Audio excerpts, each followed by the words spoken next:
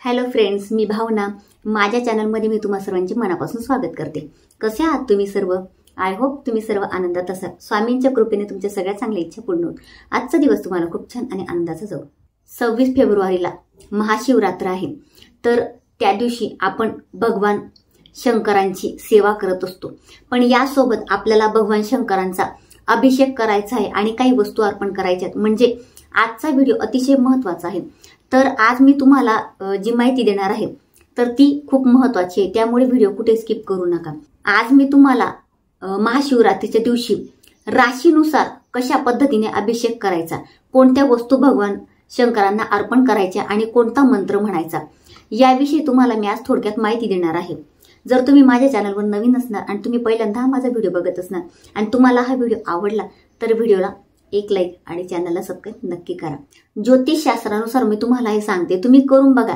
तुमची जी कोणती रास असेल त्यानुसार तुम्ही या दिवशी अभिषेक करून बघा. तुम्हाला काय फरक जाणवतो ते मला कमेंटमध्ये नक्की सांगा. ज्यांची रास मेष आहे त्यांनी मधाचा, गुळाचा, उसाच्या रसाचा अभिषेक महादेवाच्या पिंडीवर करायचा आहे. तुम्हाला जर मंदिरात शक्य असेल तर मंदिरात करा किंवा नसेल शक्य तर घरी करा. जास्तीत जास्त मंदिरात करायचा प्रयत्न करा. आणि भगवान शंकरांना कमळाचं फूल अर्पण करायचं आहे.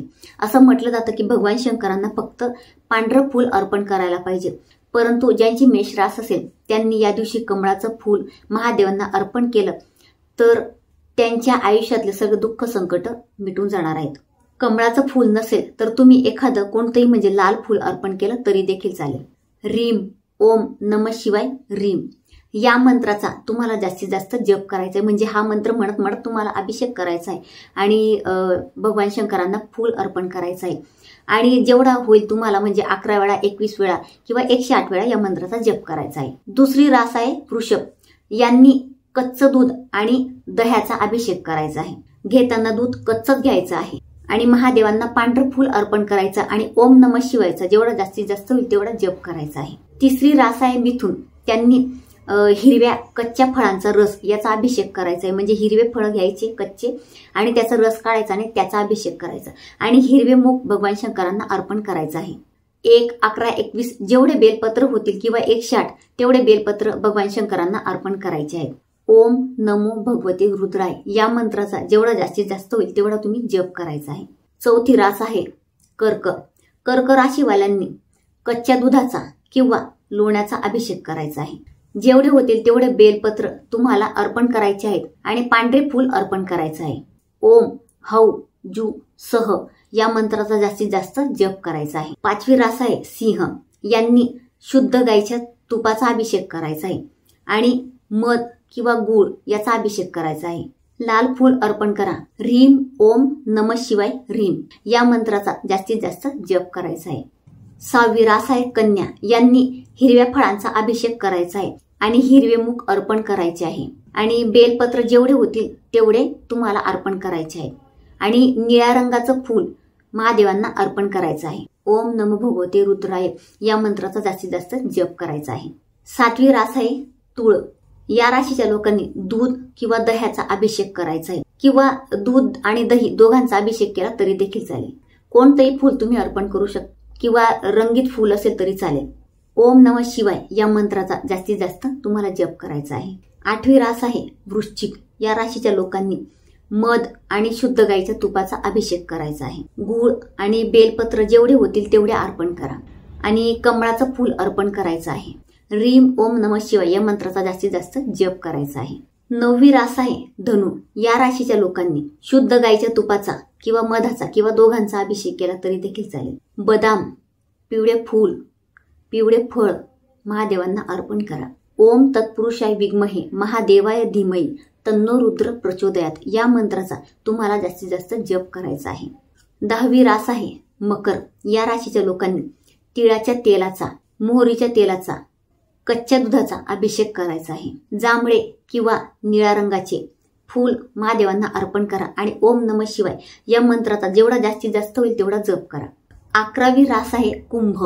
या राशीच्या लोकांनी कच्चे दूध, मोहरीचं तेल किंवा तिळचं तेल याचा अभिषेक करा. निळ्या रंगाचे फूल अर्पण करा आणि ओम नमः शिवाय या मंत्राचा जास्तीत जास्त जप करा. 12वी आणि शेवटची रास आहे मीन.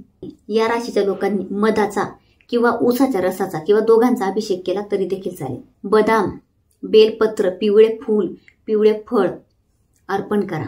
ओम तत्पुरुषाय विद्महे महादेवाय धीमहि तन्नो रुद्र प्रचोदयात या मंत्राचा जास्तीत जास्त जप करा.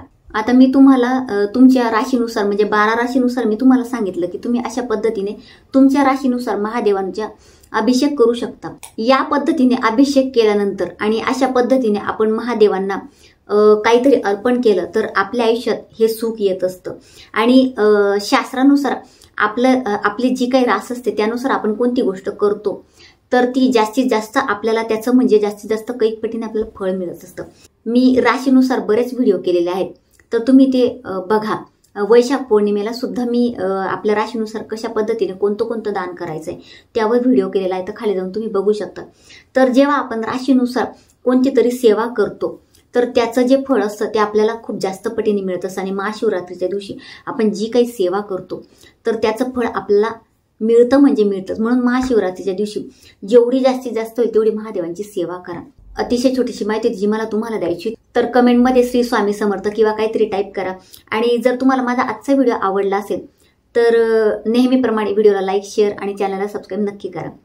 आणि फेसबुकचं मी एक पेज केलेलं आहे तर डिस्क्रिप्शन बॉक्समध्ये त्याची लिंक दिलेली आहे तर ती तुम्ही नक्की चेक करू शकता. आणि तुम्हाला योग्य वाटेल तर फेसबुक पेजला पण फॉलो करा.